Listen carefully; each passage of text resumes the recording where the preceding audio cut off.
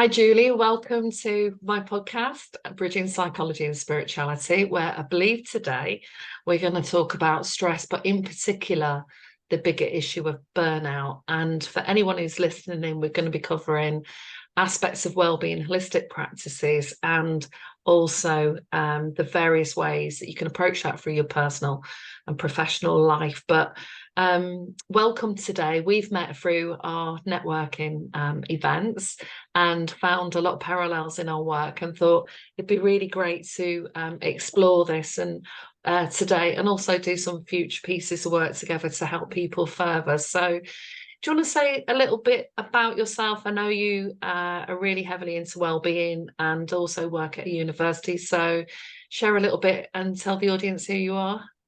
Yeah, absolutely. Thanks so much for having me on your podcast today. I'm happy to be here. As Mel said, I am a well-being specialist. I am based in Duluth, Minnesota, which is in the United States. And I have a specialization in health promotion and change management. So I have my MBA in change and leadership and a master's degree in health and nutrition and exercise science. And I have over 10 years of experience where I'm guiding learners and leaders through that state of overwhelm and stress and procrastination into action.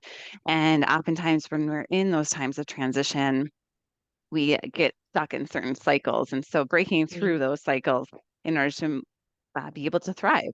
And so I have a deep love of learning, and that's where I end up adjuncting in my free time, also running the business and consulting and working within hospital systems to improve the well-being of clinicians and the employees Mm. that work there.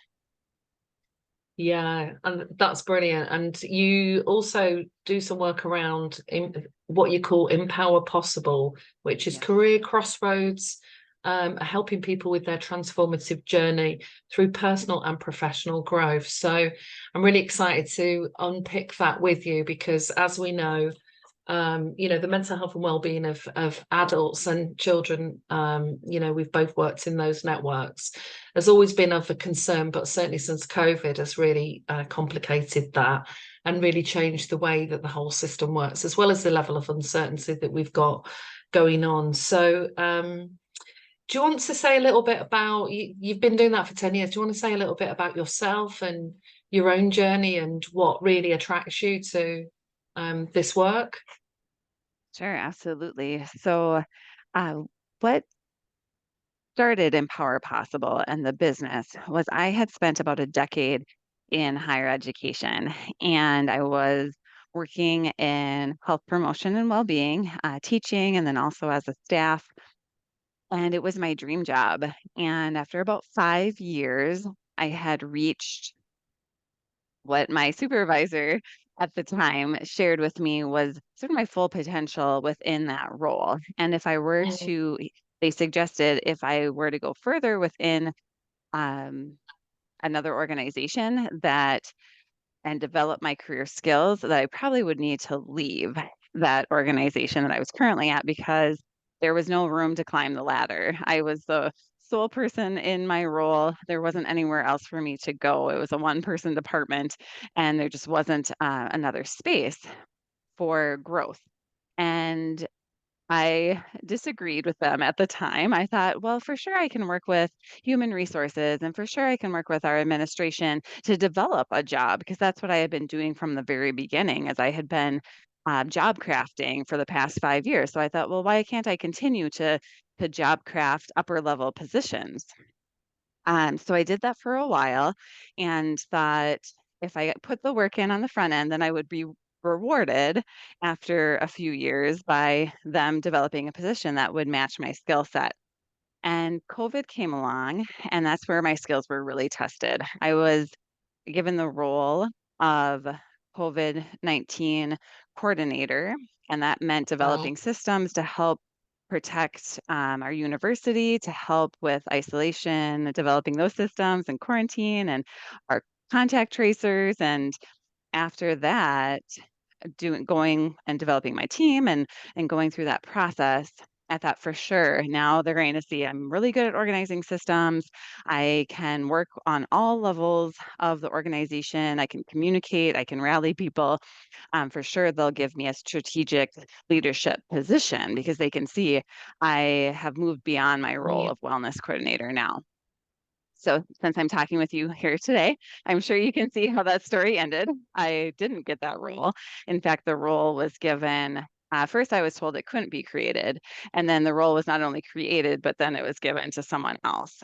And I Wow. felt, yeah, I felt completely heartbroken. And I am using the term heartbroken because that is how it felt to me. I felt, um, a lot of anger at myself for staying there for that long. I felt anger towards the administration that I felt like they had misled me in a lot of ways and taken advantage of my work ethic. Um, and I realized that I was grieving. And after I realized that I was grieving, then that helped me begin to heal.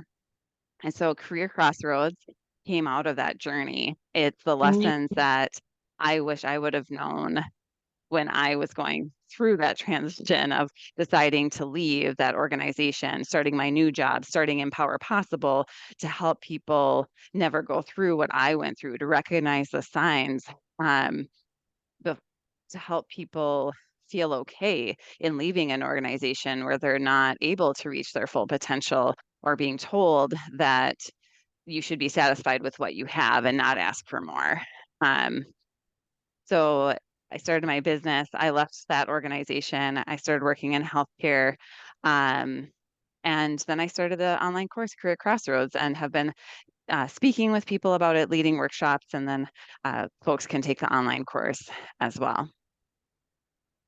Wow. I mean, it's you know, when somebody is so dedicated and uses every level of integrity as well as manages all of the stress that came along through COVID, you know, it feels like a huge punch in the stomach, really, doesn't it? You know, when you get to that stage. And is that something that you've also, now that you're doing that work, come into contact with other people who've had those experiences?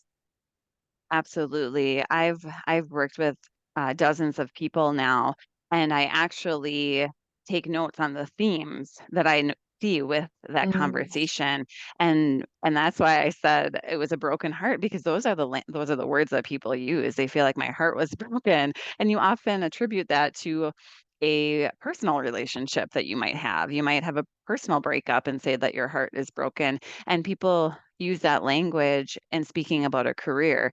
And I felt ashamed for feeling that way because I felt, why would I allow myself to feel so attached to this corporation or this institution, this organization? And I noticed that in others too, this feeling like I shouldn't feel this way. But that is how I felt, and that's how others feel, and that's okay.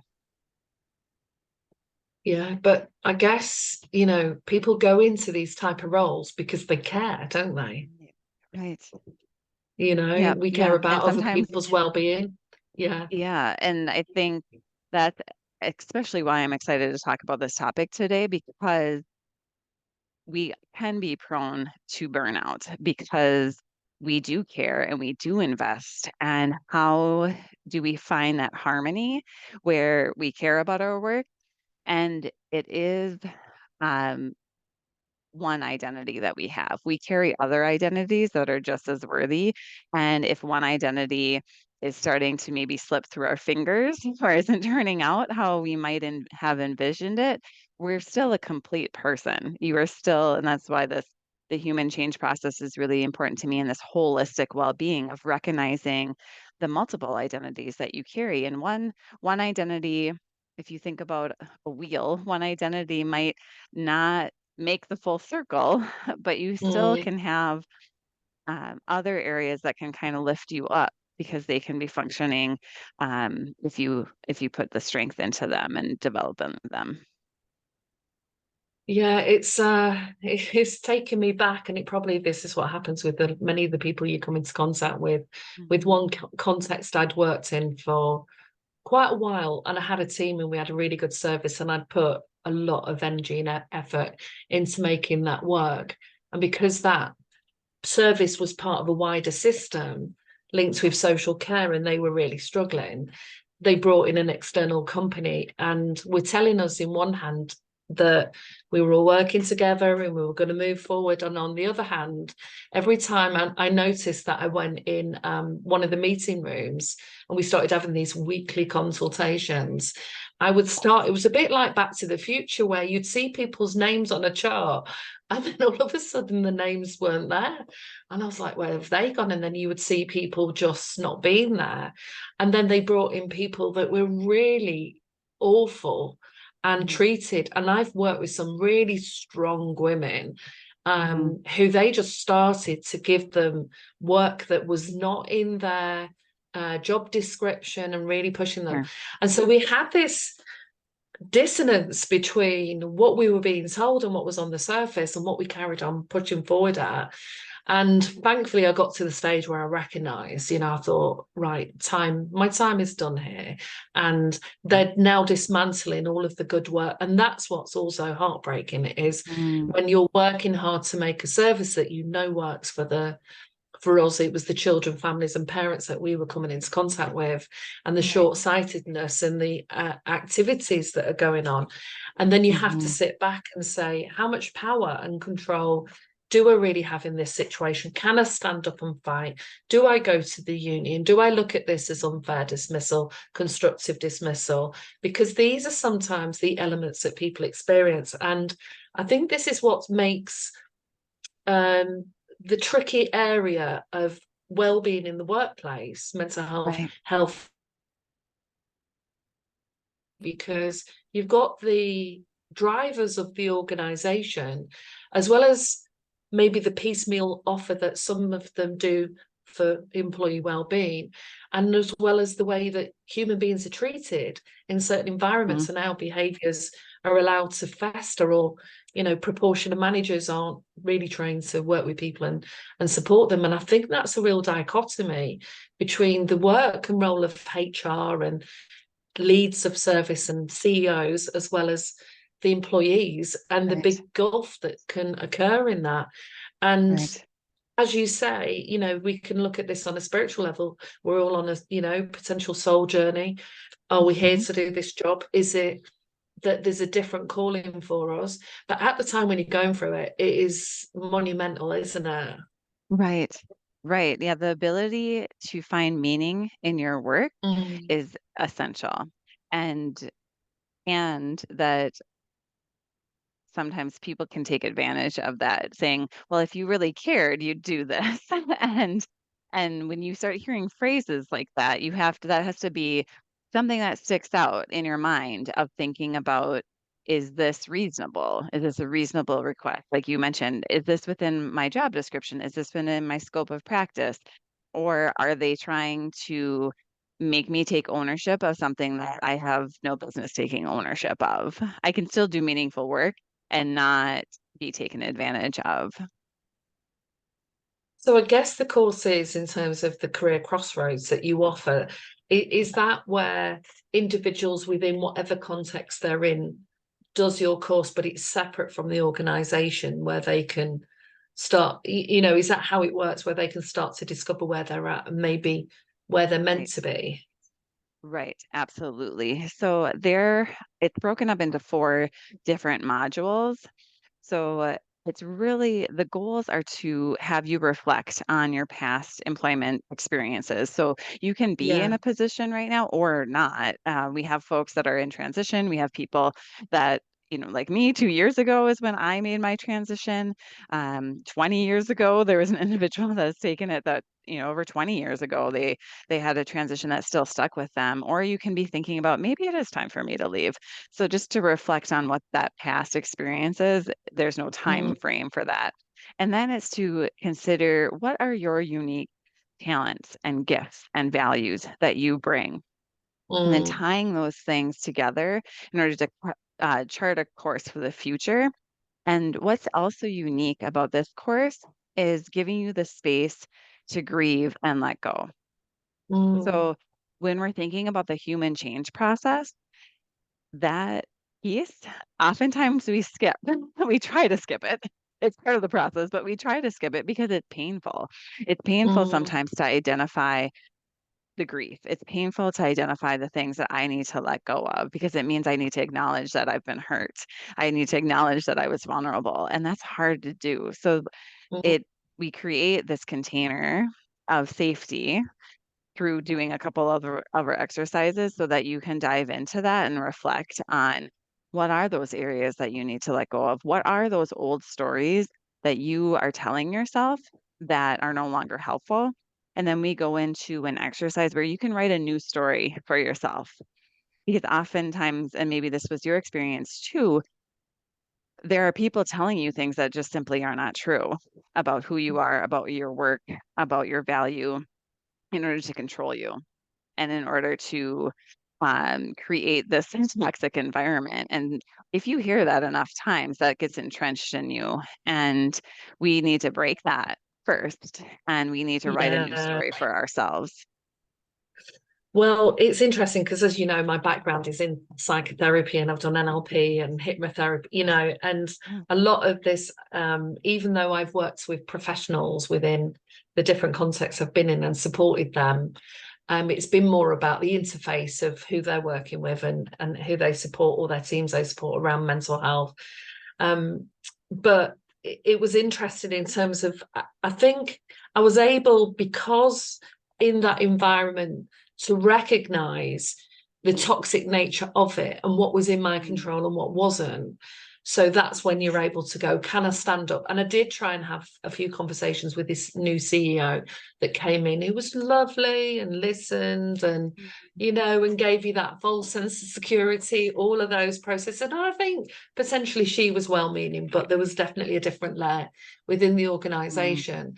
And I was able to mhm. sit back and say, even though, because one of the difficulties is with the roles that I've had and other people might have, is the role was created at a particular time, but it doesn't mean to say they exist anymore because, industry changes. And even in Right. mental health, the roles that people have and the training that they have were related to maybe that 5-year period. The funding's changed.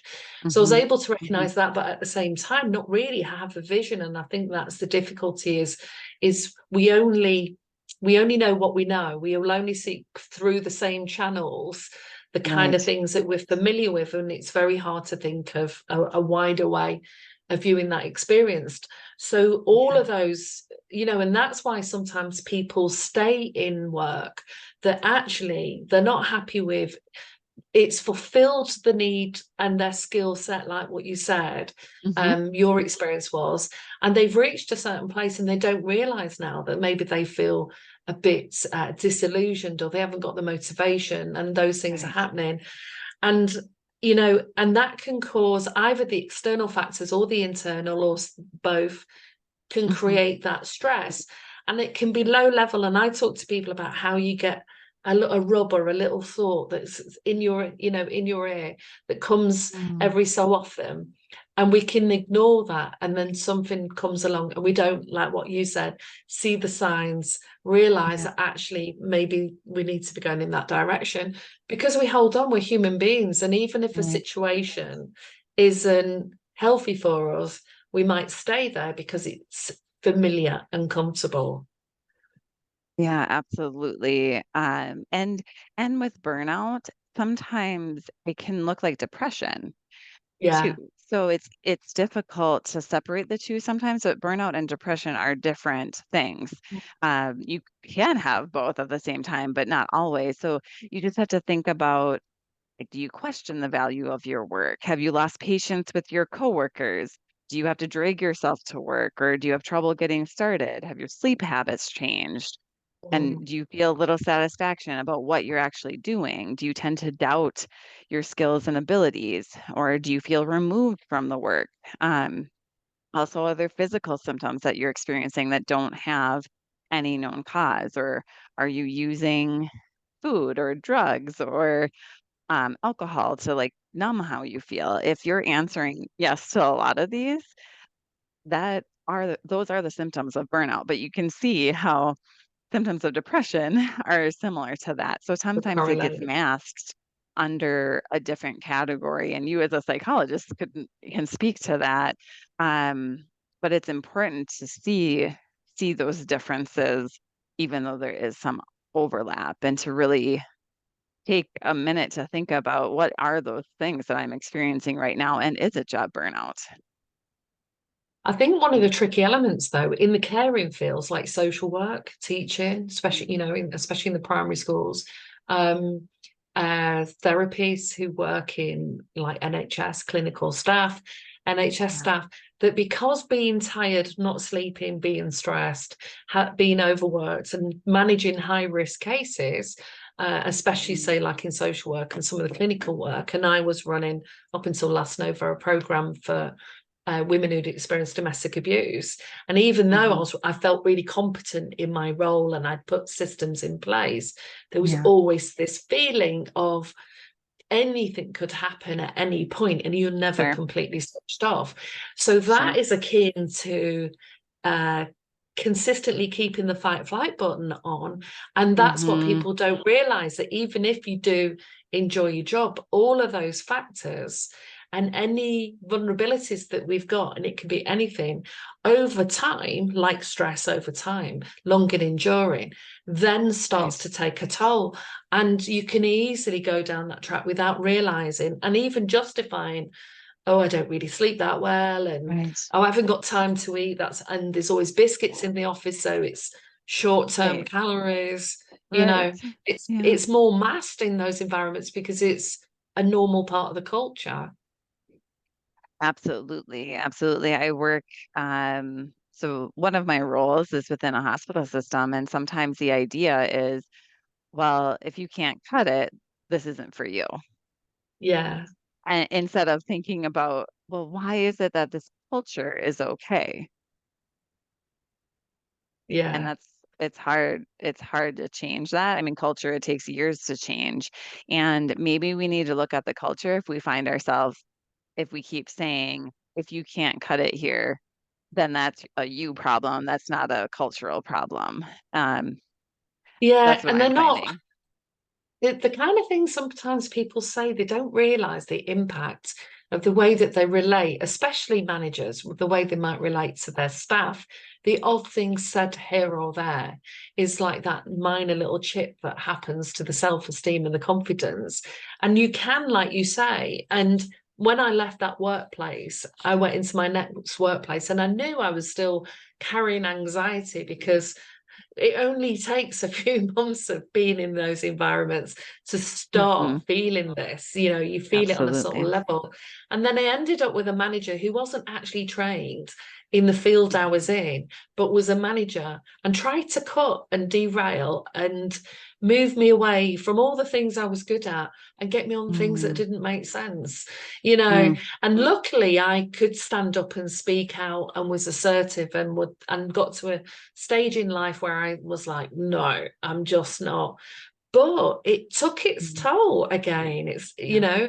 It started to have an effect, and I'm having those conversations with people. And again, those levels in the workplace, whether it's in private industry of employee managers, supervisors, and the culture is the big part, isn't it? The way Right. that we accept certain behaviors and attitudes as okay, and yet how Hmm. toxic and insidious they can become and take even the strongest person down, which is sad.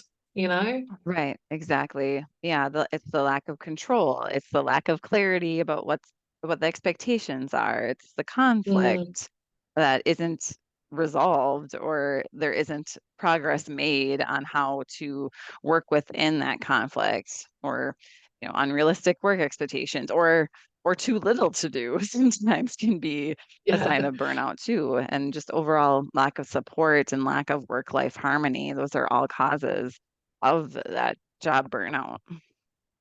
Yeah, and I think like when we spoke last time, I'd said to you that I've had burnout, serious burnout twice, and it's been a combination of personal and professional because a lot of women manage their home life, manage their work life, and are bringing up children, and they've got all and maybe supporting an older parent in the family, and maybe even going to a stage of life, it might be midlife, and we're becoming more aware now of those separate things, but the toll that people carry on a day-to-day basis. And the difficulty was because if you do these psychometric tests and you add in type A personalities who are creators, who struggle to, it might have an element of dyslexia or ADD, you've got a whole recipe there for vulnerabilities to things like burnout. And I didn't necessarily recognize the signs, because the conditioning is so strong in society about, you go to the gym, you have this certain body weight after you've had a child, and this is how it is for a woman functioning in certain work environments. And once it gets to that stage, people don't realize, stress is one level, but when it gets to burnout and your adrenals are shattered and you can't breathe properly and you're really like under functioning, if you haven't got, and I was looking at your website about all the different holistic approaches, which is why I'm so passionate about clinical and holistic approaches, because we need a package of care by the time we get to that stage. And yet so many people are seen as, making it up, or it's not real, when their whole systems are about to break down and they can't function. So then everything starts to topple over. And the recovery, I thought when I moved myself out of certain situations, the recovery was actually going to be, to bounce back 2-3 months. No, one of them wiped me out for a whole year, and was that your experience too? Yeah, and that's why I think people are attracted to the career crossroads courses, because like I mentioned, there's some people that are right now in between jobs, and there's people that a decade ago, 20 years ago, had this transition that has just stuck with them and has been at the back of their mind. And there isn't a time, just like a grief of a person or a pet. There's not a time where you say, okay, you can no longer grieve. It's over. Get over it. This is the way with professional life too. There isn't a time where I can tell you a year from today, you need to get over it. We can't, there, it's unrealistic to think that it's not going to impact you. And the fact of the matter is, there is no perfect workplace. So you are going to move into another area that has its own dysfunctions, and it may be better. Hopefully it will be better. That's the goal, after healing and thinking about what it is that you really need from a workplace and finding that. And it's not perfect, because we're all human beings and we're all going to say things and we're all going to do things that have negative impacts on other people. And to be in a space though that's safe and you can apologize and other people genuinely apologize to you and you get better together, that's the ideal goal, because we know people are Mm, going to make mistakes, and that's why the mm, healing takes time. mm. So looking at this, we've got the contextual, we've got the environment and the workspace culture, and we've got the personal of each person that goes into these systems, goes in, like you say, with those stories, with that history, with even sometimes bigger problems that the workplace don't know. If I think about the women I was working with, 1 in 4 women may well have experienced domestic abuse, and they're going into the workplace, and unless they've got a black eye, people don't realize, and yet they're living under fire every day and taking that stress with them. And it was also something I saw in the school system. Children were coming from homes where there was violence, drug addiction, or whatever, and even children from fairly well healthy families still were going in school system. The school system wasn't recognizing there was these deeper emotional, psychological issues impacting them. So what is it, when you work with the work system and that context, what are the kind of guidance or guidelines that you might start looking at with them, if they're open and receptive to that? Because sometimes they can be, but then do their utmost to not then move forward on those things. But so what's been your experience with the different contexts that you've worked with? Right. So if I'm working with an individual, it's a little different than if I'm working with an organization, but it follows the same framework, overall framework. It's just the specifics are a Right. little different. So I always approach things through what's called the three empowerment. And the first empowerment is self. So if I'm working with an individual, it's some self-awareness. It's those old stories. It's what am I needing to let go of? It's what are my skills and values and talents? What are the demands? What does a future workplace look like for me? What's Mm, my ideal? If I'm working with an organization, the self is how do you empower the individuals in your workplace? How do you recognize them as unique individuals? How do you support the individual? Do you mm, have employee resource groups where people of like identities can come together in a safe space? Do you have policies that support everyone and aren't cloaked in racist or gender biased policies? Um, then it goes into the social network. So if I'm working, the second empowerment is social. So if I'm working with an individual, then what are your friends? mm, What are your work colleagues? What's your family look like? And how do they empower you to live a life of thriving, or how do they disempower you? Because it is both. There's a both and to our social networks. And then in systems, um, and organizations looking at how the organization support social connection and belonging. So that is a mm, really big piece of supporting that social connection and belonging in organizations, because we know that that's foundational to all sorts of well-being. Um, and well-being is foundational to be able to do your job at work. Then the third empowerment is systems. So with yeah, individuals, I look at, well, what systems are impacting how you show up each day? So we have laws, we have regulations, those are known systems, but we also have family systems that you're a part of that influence mm, who you feel you can be, um, and your relationships. And we have other systems that are not so positive. There's systems that are judging us based off of the color of our skin or our gender or our age. And it's recognizing that those all can be a source of empowering us or disempowering us. And same with the organization, looking at the systems seen and unseen, known and unknown, um, mm. verbalized and not verbalized. What are those expectations that you walk in? What is the water?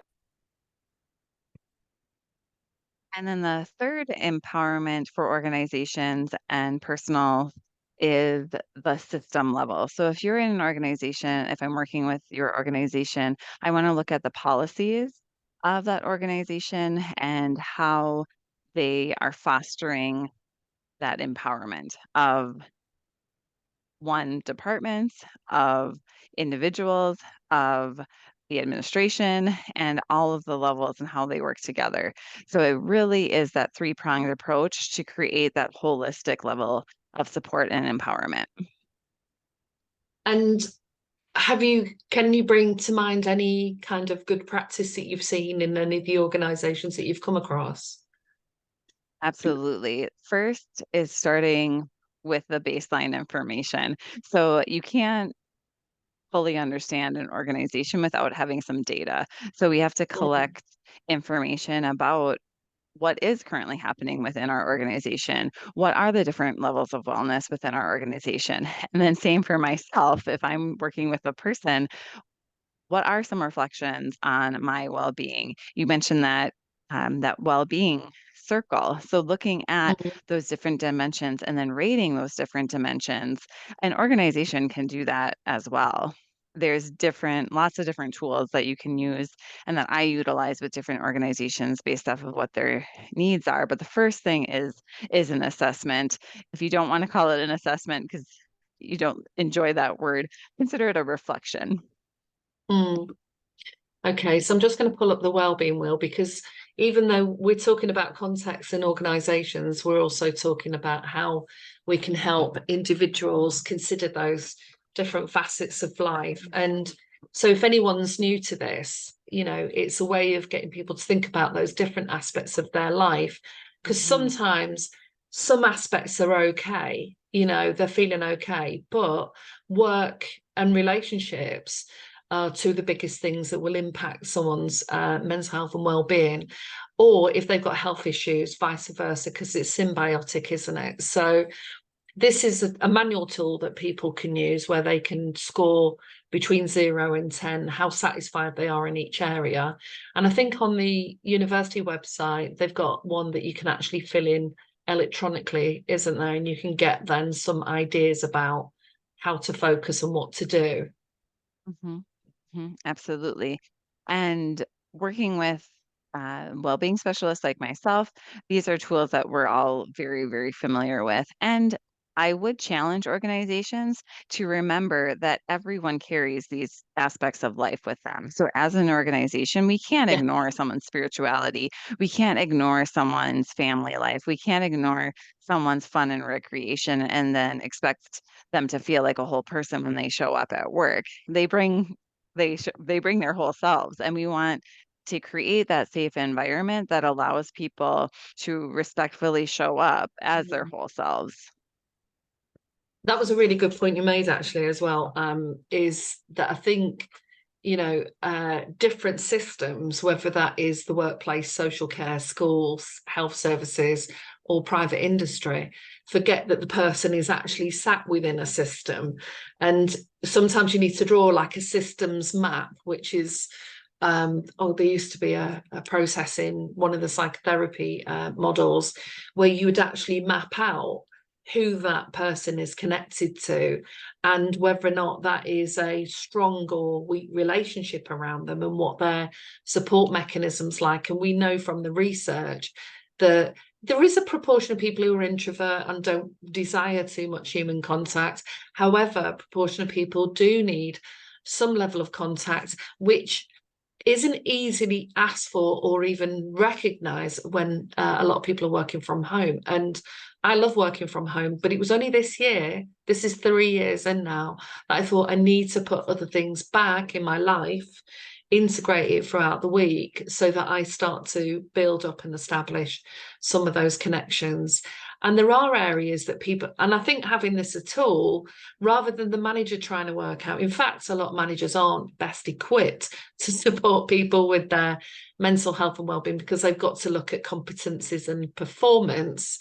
And I think some of the best practice that's going on in the UK would be like workplace psychologists, clinical psychologists, wellbeing leads like your role is, that can help the organisation, but also have groups of people that look at this together without the managers being present, because the fear gets in the way of people being safe, and lots of people do feel unsafe. So as a grounding tool, like you say, whether people fill it out separately or the organisation creates it as a survey monkey or something like that, where they can get the data back and then unpicking that, is certainly one level. The other level I've found, and I found this with school projects, is we can't just get people's views. We need to do the feedback loop. So we need to share back what it is we found and what aspect people think may be the most important thing to focus on first, and then show how that's being done.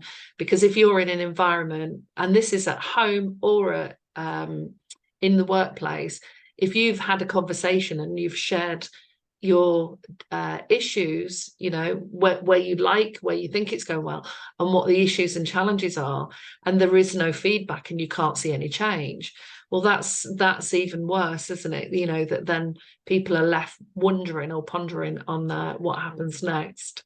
Yeah. Whenever I'm working with organizations, because I've had this experience, or person to person, if you don't want to know the answer to the question, don't ask it. There's been many times where I've been working with leaders in organizations and they don't want to believe the scores because they're not as high as what they are, or they're too high in their opinion of certain areas. And then they don't want to acknowledge the data. And then they Wow. dismiss the data.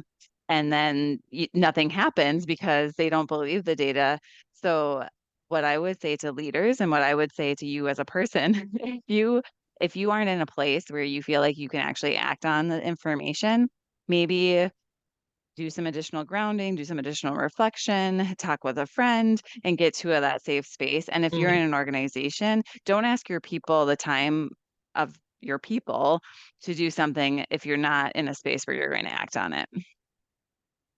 Yeah, definitely. Definitely that. I think the other aspects I'm aware of as well is because we have these different levels in all organizations, sometimes managers are better suited to support each other and have management training. And I think there's a lot of CEOs, because the higher up you go up the chain, the harder it is sometimes to admit that you don't know something, or that something's feels like it's falling out of your control, or you walk into a situation and you haven't quite got people on board with you, because leadership qualities is a separate, some people naturally lead, but it's also a skill that people need to develop. So there's all of those personal insecurities that feed into this, like what you're saying. Maybe people don't want to see the data because they might take it personally. They don't realize that actually, there's a whole range of reasons why these things are going on, and there are some simple tools and techniques that they can start to deploy. I was quite surprised in the UK, and I don't know if this is the same in the States, but in the UK, in a lot of workplaces, they have EAP programs, which is, they can access therapy, and they might have 30-day competitions. They might have click competitions where you do so many steps, all of these different things that they can implement. But they weren't actually collecting any data to see before and afterwards, when these things were used, whether or not it felt valuable. And it turns out with some of the data in the UK that only 30% of people use the apps or use the EAP services. And then nobody really thinks about that's one aspect. People come to me and I support them through my role, looking at things psychologically, using coaching tools, solution focus, some of the methods like what you'd also utilize. However, I'm not the only person in that person's life. So we also need to help them consider who else is there to support that person, especially if they start to have health issues, or they're going through periods of change and transition, or other massive things that can be impacting them, because some things are long and enduring, and some things are short, aren't they? So that's the organizations. And I know that you do a lot of help around that, and you've got information on your website. We will put the link to both the course and your website on there. So let's think about the people, the individuals, whether they are in the workplace or not, whether they're in transition. I have got a couple of questions to ask, but I'll just unload the wellbeing wheel. Going back to stress and burnout, I think when I've been teaching mental health, or the mental health continuum, I use that as a model, because pretty much anyone is susceptible to developing stress or any mental health issues, and then it moves us out of the them, they get it, and I don't, sort of them and us language. So what are the how do we recognize stress, and then what is it we start to recognize then with burnout? What would you say to people are the key things to look out for? Right. With burnout, it is those things I mentioned earlier in the conversation of questioning your value. Your sleeping habits have changed, your eating habits have changed, your mood has changed. You might just not care anymore about your job. You may be using alcohol or drugs to create this feeling of numbness. Um, and so those are those things that really look for. Are you having headache? Do you feel like you've let yourself down, or that your job has let you down? Do you lack the energy to do your job well? So it's ticking the boxes, several of those boxes. That is, if you're answering yes to a lot of those things, you'll want to look deeper Mm, into, are you burned out? mm. And it can be tricky for people, because one of the things definitely that is, I find annoying from time, well, a lot, is that we've conditioned people to go to their GP. So in the UK, people go to their GP, they've got stomach problems, headaches, stiffness. They may or may not express that, there's some stress and mental health issues. And in the UK, even though the system is free, most GPs only have 10 minutes per Mm-hmm. person. So one of the Mm-hmm. things that I'm really passionate about, which I think you are as well, is preventative work, so that Absolutely. people don't, so that they can carry on looking after themselves and either only need to make slight shifts and changes, or they put a whole range of things in place and test them out before they get to overwhelm, before they get to burnout. And that's that work-life balance.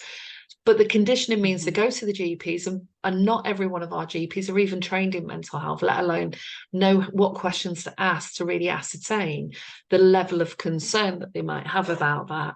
And then in Mm-hmm. proportion of cases, they might get recommended counselling. But one of the, when we were talking, I think what we're both passionate about is what are the things that people can do that they can take ownership for, like doing the wellbeing wheel, like doing Right. some inventories around their mental health. So we used Yep. to use inventories like check sheets when I was managing clinical services. And Mm-hmm. sometimes that gives you an indication of how high anxiety or depression is, and they're Mm-hmm. interchangeable. That they can then start to take ownership and say, what are some of the small things that I can do? And also Right. consider the wider offer that is there. So in the midst of, pre that becoming demanding, pre them getting burnout, Right. what are some of the key things that you feel kind of work getting people to Right. think about where they're at? Right. It's not easy, but the first thing is to realize that there are things within your control. It might feel like Yeah. everything's out of your control, but there are things that are in your control. So you can try to talk to your boss about your concerns, and maybe Mhm. you can work with your boss to try to solve the problems that you see and understand their perspective in it, have an open conversation, being able to set realistic goals and clearly define your job. That's not always possible, but sometimes it is possible. So to first try to have that conversation, then you can try to seek support. Another thing, you can try to seek support, engage that social empowerment, asking your coworkers and your friends or your loved ones for support, talking to others. Sometimes just having someone to listen to you can Mhm. relieve some of that stress. A lot of times it does. Mhm. Looking into that EAP program, if your employer offers that, is an excellent service too. We do have those in the United States as well. Then think about the last time you did something fun. What was that? When is the last time you did something for fun? When's the last time that you did a relaxing activity? And do that, even if it's 5 minutes, even if it's 2 minutes. To If you only have 2 minutes, do 2 minutes of that activity, um, if you can. And I am a well-being specialist, so I'm going to promote sleep. I'm going to promote exercise. I'm Oh, going to promote proper nutrition, because those things all really do matter. Those are the fundamentals. And then finding a mindfulness practice, if it's spirituality for you or if it's non-secular, whatever that is, to be present in the moment is really important as well. yeah, and I get your point as well, because a lot of people say, "Oh, I'm too busy and I can't get out." And I certainly know, when the days get darker earlier and it's colder, the idea for me to go out and swim and get my hair wet and come back in the freezing cold is just enough for me to sometimes say no. Right. But when I'm starting with clients who do very little or have some health issues, the baseline of what do you currently do Mhm. to support that, and then what additional things can you do that just either bring down the stress levels, help shift your stress nervous system off and put it into your peace relax system. And like you Mhm. say, that can be the mindfulness, listening to Mhm. something online, YouTube, Spotify, wherever, relaxing music. It could be learning how to meditate, which I think a lot of people do struggle to try and do themselves. But Right. even last night I was talking with clients around yoga nidra, and yoga Mm. nidra can be done outside of yoga, which is basically, it's very similar to a guided visualization, but it uses body functions and processes.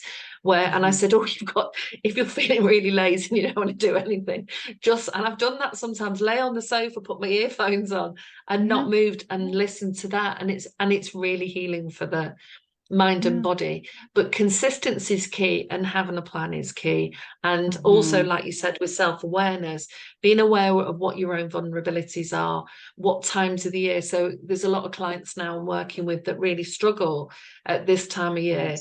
So what work do you need to put in place in the summer season to keep the connections going?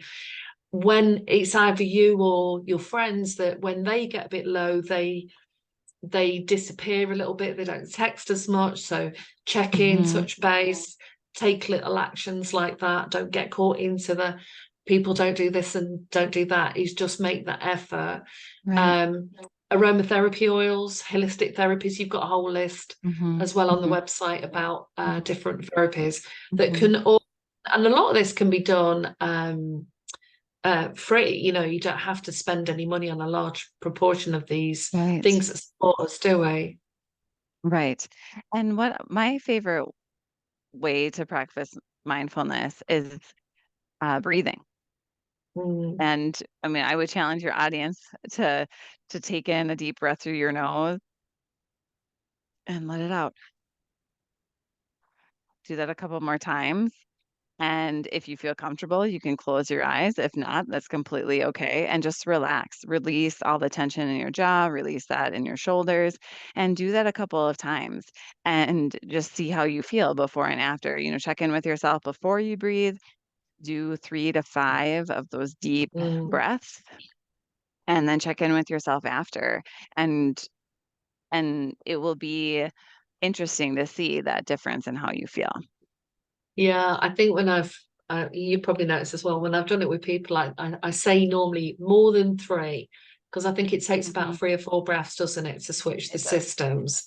Yeah. And then Yeah. at the same time, if they can even do that once an hour, put a timer on their phone and do that while, if they're at work and they're at a desk and they're really stressed, don't try and operate from a stressed mind. The moment you sit back and put your headphones on, or listen to it quietly and do those deep breaths, you can actually give the brain a bit of a rest and go for a walk and just come out of that space and reset. And people don't realize they keep, I was saying to somebody yesterday that when I was going through really stressful times at work, I would sit at the laptop and I would be typing away, forgetting sometimes I've Mhm. not taken a breath in for at least a minute. And then I go, because my whole system is drawing it in, not realizing I've been stuck, trying to get this email out, and we push when really we want to move people into flow. And I think as we're moving into 2024 and lots of industries changing anyway, and we have normalized these things now, like yoga, meditation, mindfulness, using room sprays, activities that support us, connectedness, all of that. It's just a case of, a lot of people know this now, but they don't realize how much difference it makes. Even if you're in really turbulent circumstances, you can do some things that make a difference in quite a big way. And I mentioned to you earlier, you've got that beautiful picture of the forest behind you. Have you come across forest bathing as well yet? Absolutely. I live in northern Minnesota, and I'm biased, of course, but I I think it's one of the most beautiful places because we have a lot of trees. So there are people out here that do forest bathe. I do my own version of that when Yeah, I'm yeah. hiking. And we're surrounded by the trees. And then we also have Lake Superior, which is one of the Great Lakes in the United States. It looks like the ocean. So you can be in the woods looking out at what looks like an ocean, and it just, that visualization and that calming and centering and grounding is something that I take part in daily, thanks Mm. to the surroundings that I have access to. But you can imagine it in your mind too, if you don't have direct access to the things, to nature. It is best if you're in nature, but Yes. it's you can also look at pictures of nature too, or do a mental visualization, and that helps as well. Yeah, certainly. I did forest bathing for the first time a few months ago, and I love going into the woods. And I like the autumn time of the year. But one of the things I noticed, because I was with a group of people and it was practicing mindfulness meditation, so there were lots of quiet moments, I felt safe, because a lot of women don't feel safe going into the forest or into the woods. So the fact that you've got an organized, credited person to do that with you enabled us to relax and turn off our nervous systems and really experience it. And actually the experience stayed with me for about 2 days. And they said that the more you do that, the more you build up this, it's almost like it clears your energy field and also lifts you up. And I really noticed that. And I, in comparison to when I do normal mindfulness and meditation, say at home. And you're absolutely right. You can lay back in your chair, listen to a guided visualization. There are some, I'll put some links in the podcast afterwards, of some of the people I've listened to that I like the sound of, sound fairly credible, where they play brain entrainment music at the same time. And we know from the research, the brain can't really tell the difference between what's real and what isn't real, as in, the resources or the places we've been to. And sometimes you only have to think about the places where you have had fun, where you have enjoyed that experience, where it's been, whether that is walking by the ocean, going into the forest, having a fun day out with a group of people. And actually, what people don't realize, they are now accessing those feelings. And you can, as Abraham Hicks talks a lot in their work, milk those feelings as much as possible so that you can regenerate. And I use these practices pretty much on a daily basis. So is there anything that I haven't asked you that you think would be useful for people to understand or find out more, or, if we missed anything out?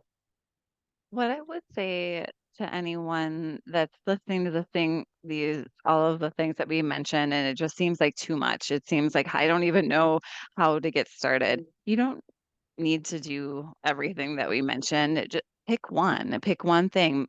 Maybe it's every time you get a notification on your phone, you're going to breathe 5 to 10 deep breaths. Maybe it's every day you're going to try to walk outside for 5 minutes a day.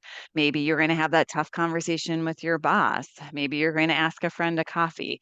Pick one thing and to do that and to check in with yourself and not get too hard on yourself. So one thing at a time. You don't need to do it all. This is really about empowering yourself and not shaming yourself for what you haven't done, but giving yourself permission to try and experiment and see what works with you. Yeah, brilliant point. Brilliant point. And I think the only thing I'd like to say is, when I was in the midst of the first bout of burnout that was really hard,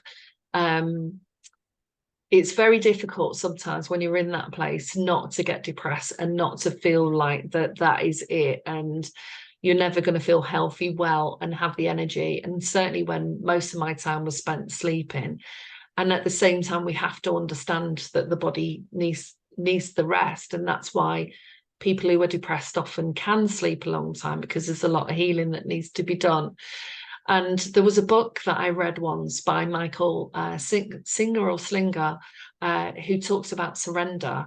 And sometimes, especially if you're the kind of person that go, do, action orientated, make things happen, carry the whole shebang, carry everyone around you, look after everyone else's needs.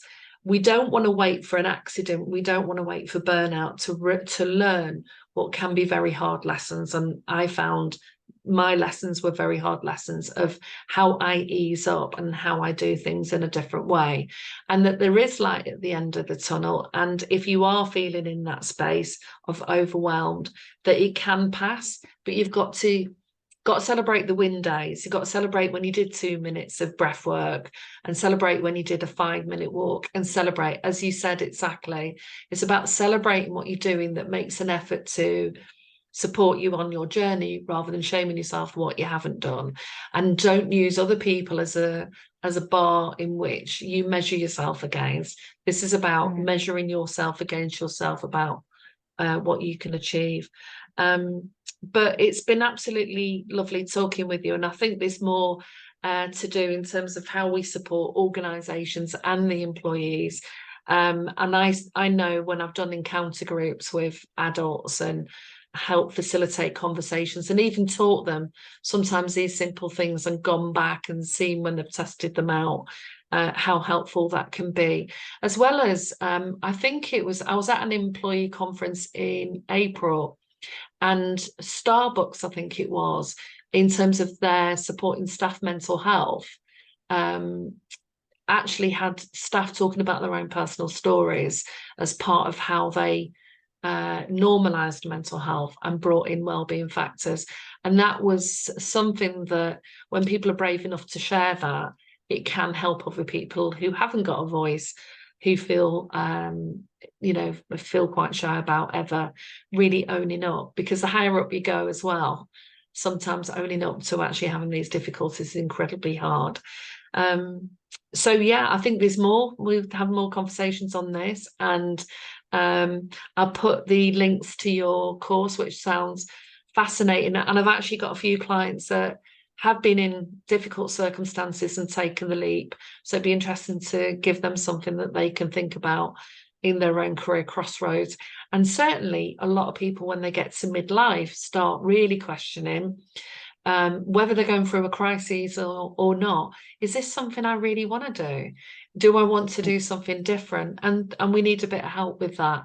So yeah, I look forward to sharing that as well, Julie. Wonderful. Thank you so much. And thanks for having me. And definitely be sure to connect and reach out and see where I can be of help and support. Yeah, and I imagine companies get a lot of help and support from you. So let's hope that more reach out and support the cultures, the systems, and the employees. So thank you.